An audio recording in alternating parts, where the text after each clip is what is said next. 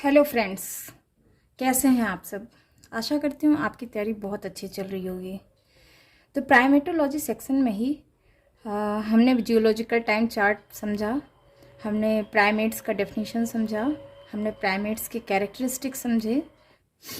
तो आज के सेशन में हम डिस्कस करेंगे डिफरेंट फॉसिल प्राइमेट्स और different living primates in the different geological periods. ये जब से प्राइमेट शुरू हुए हैं और आज तक के जितने फॉसिल्स हैं और जितने लिविंग प्राइमेट्स हैं, इसके बारे में हम स्टडी करेंगे। लेकिन उसके पहले ये जान लेते हैं कि फिजिकल एंथ्रोपोलॉजिस्ट इसको क्यों स्टडी करते हैं, एंथ्रोपोलॉजी में ऐसे क्यों हम पढ़ते हैं। थोड़ा सा मैं उस पर लाइट डालना चाहूँगी, जिससे आपको ये कभी अराइज नहीं हो जब भी कंक्लूड करें। अगर आप डिस्क्रिप्टिव आंसर कर रहे हैं या आप किसी इंटरव्यू को फेस कर रहे हैं या आप आगे चल के पीएचडी या रिसर्च कर रहे हैं या एंथ्रोपोलॉजिस्ट बन रहे हैं, तो आपको ये सबसे पहले जानना होगा कि why do we study this.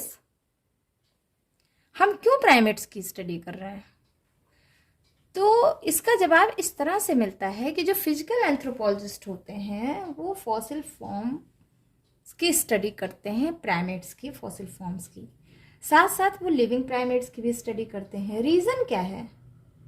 Reason ये है कि जब हम कंपैरेटिव एनाटॉमी पढ़ते हैं ना, डिफरेंट फॉसिल पार्ट का कंपैरिजन करते हैं ना, या बीइंग अ फिजिकल एंथ्रोपोलॉजिस्ट पढ़ते हैं, तो ये हमें हेल्प करता है दो चीज़ों के रिलेशनशिप को समझने के लिए। ठीक है कि भाई लिविंग और एक्सटिंक्ट टाइप में क्या रिलेशन रहा होगा, सबसे पहली बात। दूसरी बात कि जब टर्शियरी पीरियड के फॉसिल प्राइमेट की स्टडी करते हैं तो हम मोस्टली फोकस किस पे करते हैं? टीथ पर, जॉस पर, कुछ स्कल पार्ट्स पर।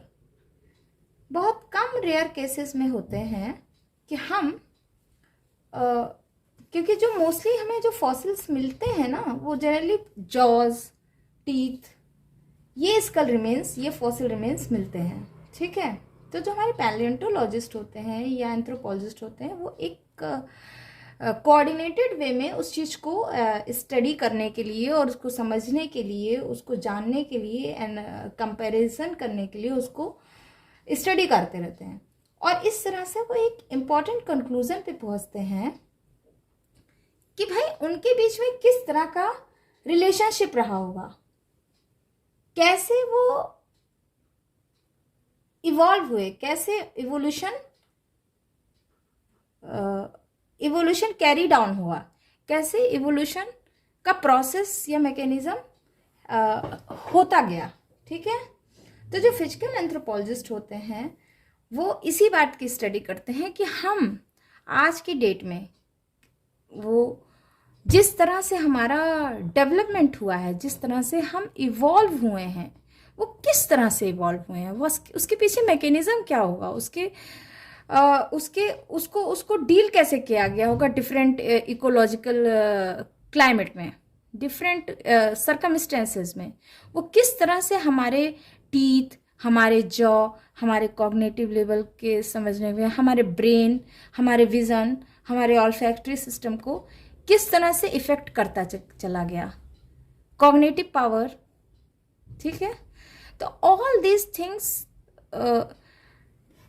Study in the physical anthropology. ये सब कुछ हम जब सारा कुछ पढ़ेंगे ना, कैसे प्राइमेट्स और कैसे फॉसिल्स, कैसे लिविंग फॉसिल्स, कैसे लिविंग प्राइमेट्स आर इंटरकनेक्टेड।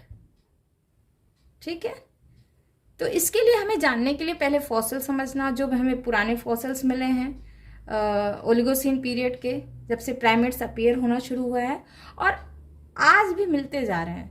तो जो हम अभी बताएंगे इस वीडियो में वो रेस्ट्रिक्टेड नहीं है कि भाई इतने ही फॉसिल मिले हैं अभी तक। आप हमेशा नज़र बनाए रखिए, पेपर्स में निकलता है, मैगजीन्स में निकलता है कि रिसेंट डिस्कवरीज होते रहते हैं, पैलियोंटोलॉजिस्ट, एंथ्रोपोलॉजिस्ट डिस्कवर करते रहते हैं वेरियस काइंड ऑफ फॉसिल्स, और वो स्टडी की दिशा बदल सकते हैं if they find anything new. It's not necessary कि जो अभी हम डिस्कस करेंगे, जो हम मैकेनिज्म अभी बता रहे हैं कि इसी तरह से इवॉल्व हुआ होगा, इट्स नॉट नेसेसरी। हो सकता है कि अगले दिन कोई और नया फॉसिल डिस्कवर हो जाए और उसमें कुछ नई चीज़ समझ में आ जाए।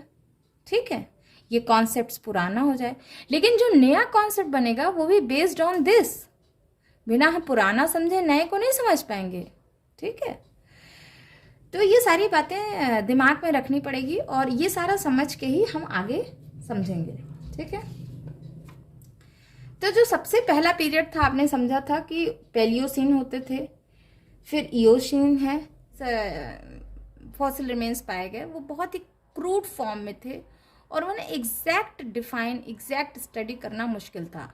मतलब जो भी किए गए वो एडाप्टिव तरीके से किया गया। मतलब ये कि वो इतने रूडिमेंट्री फॉर्म में थे कि उससे कुछ भी बहुत ज़्यादा कुछ कंक्लूजन निकाल पाना मुश्किल है। जो हमें एक प्रॉपर तरीके से प्राइमेट्स की कैरेक्टरिस्टिक्स मिलना शुरू हुआ वो actually during the Oligocene period ही मिलना शुरू हुआ, जो लगभग 34 मिलियन ईयर से 24 मिलियन ईयर एगो के बीच में फ्लोरिस्ड किया।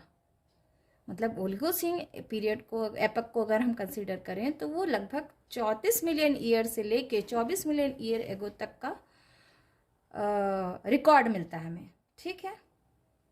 अब थोड़ा सा जान लें इसका एनवायरनमेंट कैसा था ओलिगोसीन का। ओलिगोसीन का जो एनवायरनमेंट था वो जनरली ज़्यादातर जो फॉसिल रिमेन्स हमें मिले हैं वो मिले हैं फयूम से। फयूम क्या, ये एक ट्रॉपिकल रेन फॉरेस्ट था जो मेडिटेरेनियन सी के किनारे पे था, ठीक है। ये एरिया क्या था, वार्म था और इसमें बहुत सारे रिवर और लेक्स बहते थे। ये बिल्कुल लाइव है, आज भी आप जाके देख सकते हैं। तो हम वहीं से डिस्कवरी के वो पढ़ेंगे, वहीं से फॉसिल्स को लेंगे जो बहुत ही टू द पॉइंट है, जो बहुत सीधे सीधे नेकेड आई से भी समझ में आता है कि हाँ ये चीज़ थी, ठीक है। तो ओलिगोसीन क्या एंथ्रोपॉइड्स जो थे वो जो फयूम से डिस्कवर किए गए थे वो बहुत सारे डिस्कवर किए गए, a number of fossil remains found. तो जब साइंटिस्ट ने देखा, पैलियोंटोलॉजिस्ट और एंथ्रोपोलॉजिस्ट ने देखा, तो पाया कि there are two main types of fossil remains were there. एक तो मंकी लाइक थे, कुछ में ऐसे कैरेक्टर्स थे, तो ज़्यादातर मंकी के कैरेक्टर थे, तो उनको उन्होंने कह दिया मंकी लाइक पैरापिथेसिड। क्या कह दिया, मंकी लाइक पैरापिथेसिड, ठीक है। दूसरा एप लाइक था, जिसे उन्होंने बोल दिया प्रोप्लायोपिथेसिड। क्या बोला, प्रोप्लायोपिथेसिड, ठीक है। दो ग्रुप बना, फयूम से मिले ट्रॉपिकल रेन फॉरेस्ट, तो दो ग्रुप बना जितने फॉसिल रिमेन्स थे। एक तो मंकी लाइक जिसे उन्होंने कह दिया पैरापिथेसिड, दूसरा एप लाइक जिसे उन्होंने कह दिया प्रोप्लायोपिथेसिड। पैरापिथेसिड के बारे में थोड़ा सा जान लेते हैं। एक तो मंकी लाइक थे, तो ज़्यादातर जो फॉसिल्स मिले ना वो क्या थे, 3 प्रीमोलर्स मिला। अब 3 प्रीमोलर ज़्यादातर हमारे मोस्टली जो प्रोसीमियंस मंकी हैं उसमें होता है, न्यू वर्ल्ड मंकी में भी 3 प्रीमोलर होता है, ठीक है। ये actually modern, they were similar to modern anthropoids. कैसे, क्योंकि जो आई सॉकेट्स था ना उनमें एक पार्टीशन था, और ये पार्टीशन कैसा था, बोनी। आप पहले भी मैं बता चुकी हूँ प्रीवियस वीडियो में कि जो हमारा आई सॉकेट है प्राइमेट्स का वो बोनी है, ठीक है, कंप्लीट बोनी आई सॉकेट है। तो जो ये पैरापिथेसिड का बना मिला था हमें आइस फॉसिल्स, उसमें ये पाया गया है कि जो पार्टीशन है दो आइस के बीच में वो बोनी है, ठीक है, वो बोन का बना हुआ है। उसके साथ साथ जो इंसाइजर्स मिले, इंसाइजर्स मतलब दांत में मोलर, प्रीमोलर, सीजर, इंसाइजर्स, इतने टाइप के टीथ होते हैं, जिसमें जो इंसाइजर्स होता है वो ब्रॉड है। Excuse me.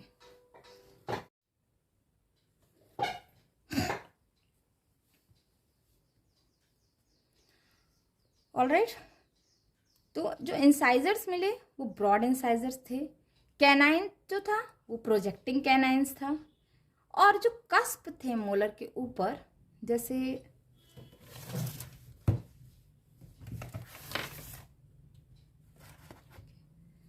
जैसे मान लीजिए ये मोलर है, ठीक है। आप अपने उंगली को अगर मोलर टीथ के ऊपर ऐसे घुमाएंगे ना तो पाएंगे ऐसे दरारें हैं, कस्प हैं, ठीक है। जो ऊपर का टीथ इस पे आके फिट हो जाता है, ठीक है, ओके। ये जो कस्प था ना मोलर टीथ के ऊपर, वो राउंडेड कस्प था, ठीक है। But they had प्रोसीमियन like premolars. Premolar जो टीथ था वो प्रोसीमियन की तरह था, और रिलेटिवली स्मॉल ब्रेन साइज था। ब्रेन साइज जो और भी जो फॉसिल्स मिले थे फायूम में, उसमें जो बाकी के थे उससे इसका ब्रेन साइज थोड़ा सा स्मॉल था, लगभग 3 पाउंड के करीब, ठीक है। स्मॉल आई सॉकेट था, जो ये सजेस्ट करता है कि वो नॉक्टर्नल नहीं थे। टीथ क्या सजेस्ट करता है, they mostly eight fruits and seeds. Actually जो मोलर टीथ पे अगर कस पा जाएंगे राउंड ना, तो ये पता चलता है कि वो जो क्रस करते थे वो एक्चुअली फ्रूट्स थे या सीड्स थे। फॉर्मेशन ऑफ कस्प बता देता है कि ये सीड्स या फ्रूट्स खाते थे, या फ्लैश खाते थे, या कार्निवोर थे, या फ्रूटीवोर थे, जो भी है, ठीक है। नेक्स्ट अगर हम देखते हैं, ये तो हो गया पैरापिथेसिड, तो ये हम इसको यहाँ छोड़ देंगे। क्यों? क्योंकि ये मंकी लाइक हो गए। हम किसको पकड़ेंगे? प्रोप्लायोपिथेसिड को। क्यों? क्योंकि इसमें ज़्यादातर एप लाइक कैरेक्टर थे। एप लाइक कैरेक्टर ही तो आगे जाके मैन से रिलेट करेगा, ठीक है। तो आते हैं प्रोप्लायोपिथेसिड में। तो जो other deposit of fossil remain था, वो उसको एंथ्रोपोलॉजिस्ट ने कहाँ किया? प्रोप्लायोपिथेसिड में। इनका जो डेंटल फॉर्मूला था वो मॉडर्न कैटराइन मंकी की तरह था। कैटराइन मंकी यानी जो न्यू वर्ड मंकी थे, ठीक है। इसके पास 2 प्रीमोलर थे, जैसे आज के मॉडर्न एप्स में और ह्यूमन में और ओल्ड वर्ड मंकी में पाया जाता है। और जो बाकी के कैरेक्टरिस्टिक तो उसके तो जो हमारा जो सिंपल सा कंपैरिजन है, सिंपल सा टेक्निक है कि हमने किसके आधार पे इसको डिवाइड किया? प्रीमोलर्स के आधार पे। अगर 3 प्रीमोलर है तो रिलेटेड किससे है? मैन और एप के। अगर 2 प्रीमोलर है तो रिलेटेड किससे है? पैरापिथेसिड से। तो इसको ध्यान से सुने और ध्यान से समझने की कोशिश करें। अगर एक बार में नहीं समझ में आ रहा है तो आप इसको वीडियो को 2 या 3 बार करके रिवाइंड करके सुनने की कोशिश करें। ये बहुत इंपॉर्टेंट है, हर कोई नहीं बताता है। अब प्रोप्लायोपिथेसिड के जो फॉसिल्स थे, उन्हें कई तरह के आप देखेंगे, जो पुरानी बुक्स हैं उसमें बहुत सारी चीज़ें मिलेंगी, कैटेगराइज किया हुआ है, जिसमें इजिप्टोपिथेकस है। ये एक पाया गया था जो लगभग 13 पाउंड का था। इसमें भी मोलर लो थे, रिलेटिवली इंसाइजर्स थे। तो एंडोकास्टिंग की गई ब्रेन की, तो समझा गया कि इजिप्टोपिथेकस जो थे वो जनरली उनका ब्रेन कैविटी पैरापिथेसिड से ज़्यादा बड़ा था, ठीक है। स्कल में सेक्सुअल डायमॉर्फिज्म था, यानी मेल फीमेल अलग थे, ठीक है। इजिप्टोपिथेकस का कैरेक्टर जिस तरह से था, उससे हम अंदाज़ा लगा सकते हैं कि जो ये जो गिब्बन है टुडे, आज के वर्ल्ड का जो गिब्बन है ना, वो उसके एंसेस्टर रहे होंगे, ठीक है। क्योंकि बहुत सारे कैरेक्टर्स गिब्बन से मैच कर रहे हैं, मॉडर्न गिब्बन से, ठीक है। अब आते हैं मायोसिन प्लायोसिन प्राइमेट पे। अगर मायोसिन के प्राइमेट्स की बात की जाए तो मायोसिन प्राइमेट्स को प्लायोसिन के प्राइमेट के साथ ही, क्योंकि कई बार जो फॉसिल्स मिले हैं वो ओवरलैप कर रहे हैं, ठीक है। तो मायोसिन पीरियड जो था, आपने देखा कि ओलिगोसिन है 34 मिलियन ईयर्स से 24 मिलियन ईयर्स तक। मायोसिन 24 मिलियन ईयर्स से 5.2 मिलियन ईयर्स एगो तक है, ठीक है। इस पीरियड में मैन और मंकी क्लियरली विजिबल हो जाते हैं अपीयरेंस में। जो भी फॉसिल्स मिला है ना यूरोप, एशिया, अफ्रीका से, यहाँ से पाया गया कि जो मैन और मंकी थे ना, वो एकदम से दिखने लगे हैं कि भाई ये मंकी का स्कल है, ये एप का स्कल है, ये सारी चीज़ें। एक इम्पॉर्टेंट फॉसिल्स मिला था जिसे साइंटिस्ट ने नाम दिया प्रोकॉन्सल। क्या नाम दिया? प्रोकॉन्सल। PROCONSUL, ठीक है। PROCONSUL, प्रोकॉन्सल, ठीक है। ये कहाँ पाए गए? ये जनरली केन्या और युगांडा की साइड पर पाए गए। लगभग जब इनका डेटिंग किया गया तो पाया गया 20 मिलियन ईयर्स ओल्ड हैं। और ये थोड़ा सा बिगर थे आज के पिछले ओलिगोसिन एंथ्रोपॉइड से, ठीक है। टेल नहीं थी इनमें, जो एक इम्पॉर्टेंट कैरेक्टर है होमिनिड का, ठीक है। जो इनके चलने का स्टाइल था वो था कि ये सस्पेंशन करके हाथ से ये लटक लटक के चलते थे, ठीक है। और जो फॉसिल्स मिले तो उनसे पाया गया मतलब ये ब्रेकिएशन के थ्रू चलते थे। जैसे मंकी को देखा होगा ना, लटक लटक के एक हाथ आगे, फिर दूसरा हाथ आगे किया, फिर तीसरा हाथ आगे किया, अरे सॉरी, एक हाथ आगे किया, फिर पीछे का छोड़ा, फिर दूसरा हाथ आगे किया, दैट इज कॉल्ड ब्रेकिएशन। तो इनका जो हाथ का स्टाइल था, जैसे एल्बो, रिस्ट और फिंगर्स जो थे, ये इस तरह के थे कि ऐसा लगता है कि ब्रेकिएशन मोड ऑफ लोकोमोशन था इनका, ठीक है। यानी ये आर्बोरियल थे, यानी ये पेड़ों पे रहते थे, ठीक है। और जो दांतों का पाया गया वो पाया गया ये मोस्टली फ्रूट ईटर थे, ठीक है। तो इसमें जो मायोसिन के फॉसिल्स के आते हैं उसमें मेनली पूछ लेता है प्रोकॉन्सल फॉसिल। कैरेक्टरिस्टिक्स मैंने बता दिया आपको कि इसका जो ब्रेन साइज था लगभग ओलिगोसिन एंथ्रोपॉइड से थोड़ा रिलेटिवली बड़ा था। इनमें टेल नहीं था, जो सबसे इम्पॉर्टेंट फीचर है होमिनिड का। और जो इसका रिस्ट, एल्बो और ये सब देखा गया तो ये पाया गया कि शायद ये शायद नहीं, इट इज़ डेफिनेट कि ये ब्रेकिएटर थे और ब्रेकिएटर लोकोमोशन को फॉलो करते थे, इसलिए ये आर्बोरियल भी रहे होंगे। दांतों का वो देखा गया, दांत के फॉसिल से तो पाया गया ये फ्रूट ईटर हैं, ठीक है। लेकिन ये नहीं पता चल रहा है कि प्रोकॉन्सल ही आगे चल के ह्यूमंस और लेटर एप बना, ठीक है। क्योंकि प्रोकॉन्सल के जो कैरेक्टर्स थे वो एक कॉम्बिनेशन था उनमें, वो मंकी लाइक भी कैरेक्टर कैरी करते थे और एप लाइक भी फीचर्स कैरी करते थे। तो हम कह सकते हैं कि Proconsul is a common ancestor of ape and human, ठीक है। अदर फॉसिल जो मायोसिन पीरियड का है वो है केन्यापिथेकस। केन्यापिथेकस के बारे में ये कहा गया कि ये मोस्टली जो इसके ज़्यादातर फीचर्स प्रोकॉन्सल जैसे थे, लेकिन इसमें जो मोलर टीथ था वो ज़्यादा होमिनिड था। समझ में आई बात? और ये ज़्यादातर टेरेस्ट्रियल थे, जैसे प्रोकॉन्सल आर्बोरियल था, पेड़ों पे रहता ज़्यादातर, लेकिन केन्यापिथेकस फॉसिल जो थे वो टेरेस्ट्रियल थे, ठीक है। ये इनका जो टीथ था वो बहुत इनेमल्ड था, मतलब comparatively to Proconsul they have more enamelled teeth, और जॉ बहुत रोबस्ट था। इससे ये पता चल रहा है कि ये जो डाइट लेते थे वो थोड़ा सा हार्ड डाइट था, यानी टफ फूड था, ठीक है।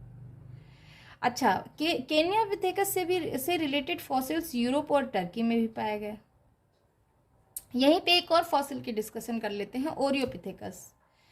ओरियोपिथेकस भी लगभग 8 मिलियन ईयर्स के अराउंड पाया गया। जब उसकी डेटिंग की गई तो पाया गया वो भी एग्जिस्ट करता था 8 मिलियन। इसका नाम दे दिया गया ओरियोपिथेकस। और इसका जो इसकी खास बात ये थी कि it had extremely long arms and hands and mobile joints, ठीक है। That is Oreopithecus. Another fossil remains Sivapithecus. जब इसकी डेटिंग की गई तो पाया गया ये लगभग ये भी मायोसिन टाइम में ही एग्जिस्ट करता था, 13 मिलियन ईयर से 8 मिलियन ईयर्स एगो के बीच, ठीक है। ये भी होमिनिड का ही प्रिकर्सर है। इसमें फ्लैट एंड थिकली इनेमल्ड मोलर्स हैं, स्मॉलर कैनाइन है। आप देख रहे हैं कैनाइन साइज धीरे धीरे छोटी होती जाएगी। Sexual dimorphism less, lived in mixed Woodland grassland environment. समझ आ रहा है कि अब वो क्या कर रहे हैं, लैंड की तरफ हो रहा है, ठीक है। पहले वो पेड़ों पत्तियों पे थे, धीरे धीरे लैंड की तरफ आ रहे हैं। और जो टीथ पे जो मार्क्स मिले हैं ना, स्क्रैचेस मिले हैं, उससे ये सजेस्ट हो रहा है कि वो कोर्स ग्रास और सीड्स खाते थे। That is all about Sivapithecus. समझ में आ गया? Another fossil remains during Miocene and Pliocene, Dryopithecus. Dryopithecus का जो फॉसिल्स मिला ना वो around 15 million years ago exist करता था, और ये लगभग चिंपैंजी के साइज के होते थे, ठीक है। ये यूरोप और एशिया के फॉरेस्ट में थे, और ये मेनली आर्बोरियल थे, ठीक है, और अपेरेंटली ओमनिवोरस थे, मतलब ये सारा कुछ खाते थे। ड्रायोपिथेकस की खास बात ये मिली कि जो टीथ मिला वो थिनर टीथ इनेमल था, लाइटर जॉ था, जॉ थोड़ा लाइट हो गया था, पॉइंटेड मोलर कस्प थे, ये इंपॉर्टेंट है। देखिए मोलर कस्प जो अभी यहाँ पे पॉइंटेड है। पैलेट रीजन में जो जॉ एंड मिड फेस है ना, ड्रायोपिथेकस लगभग अफ्रीकन एप की तरह, जब उन्हें, अब तो बहुत सारा टेक्निक आ गया हमारे पास, हम उसको ग्राफिक कर सकते हैं। हम जरा से स्कल का और फेस का एक पार्ट भी मिल जाए ना तो हम उसे पूरा डिज़ाइन कर सकते हैं कि what way it looks like, ठीक है। तो हम जब उसको डिज़ाइन करें तो ये पाया कि ये जो अफ्रीकन एप है ना और ह्यूमन से वो ज़्यादा रिजेंबल कर रहा है ड्रायोपिथेकस फॉसिल से, ठीक है। इसके अलावा होमिनिड से ड्रायोपिथेकस जो शॉर्ट फेस था, ठीक है, स्मॉल ब्राउ रिजेस था। तो अभी फिर जब रिसेंट फाइंडिंग्स हुई ना, वहाँ पे अगेन एक्सकेवेट किया गया तो पाया गया कि जो आर्म्स, लेग्स, शोल्डर्स, ये सारे बोन थे, ये सजेस्ट करते हैं Dryopithecus was highly efficient at suspensory locomotion. अभी मैं आगे वीडियोस में बताऊंगी सेशंस में कि what type of locomotion primates follows, कितने तरह के लोकोमोशन थे प्राइमेट्स में, और कौन कौन से प्राइमेट्स लिविंग प्राइमेट्स हैं, ये सारा कुछ मैं डिस्कस करूंगी। तो जो वे ऑफ लोकोमोशन था ड्रायोपिथेकस का, वो सस्पेंसरी टाइप ऑफ लोकोमोशन था, यानी वो ट्रीज में मूव करते थे जैसे आज का ओरंगुटांग है, ठीक है। तो लेकिन ये फॉसिल रिकॉर्ड्स में से डिसअपियर हो गए लगभग 10 मिलियन ईयर्स अगो। ये अचानक से जो है अपीयर हुए और कोई डिसेंडेंट फिर आगे इनका मिला नहीं। तो that is all about the Dryopithecus. अच्छा, ड्रायोपिथेकस के बाद फिर फॉसिल हुए, बहुत सारे फॉसिल्स और मिले जो टाइम टू टाइम पब्लिश होते गए। लेकिन जो मेन जो बेसिक्स आपको जानना है कि कैसे कैसे है और आपके बुक्स में और क्वेश्चंस पूछे जाते हैं, वो मेनली इन्हीं सब चीज़ों से रिलेटेड पूछे जाते हैं। मॉडर्न डिस्कवरीज बहुत कम ही पूछे जाते हैं ट्रेडिशनल टाइप ऑफ पेपर में। हाँ, इंटरव्यूज़ में पूछ सकता है, तो कीप आइज ओपन। आप हिंदू पेपर या न्यूज़ पे या BBC न्यूज़ या डॉक्यूमेंट्री या नेशनल जियोग्राफी देखते रहिए और देखिएगा आप जो नए नए फॉसिल्स डिस्कवर कर रहे हैं ना, उसमें वो सारी बातें डिस्कस करते हैं। तो that is all about the today's discussion. Thank you for listening. Bye bye.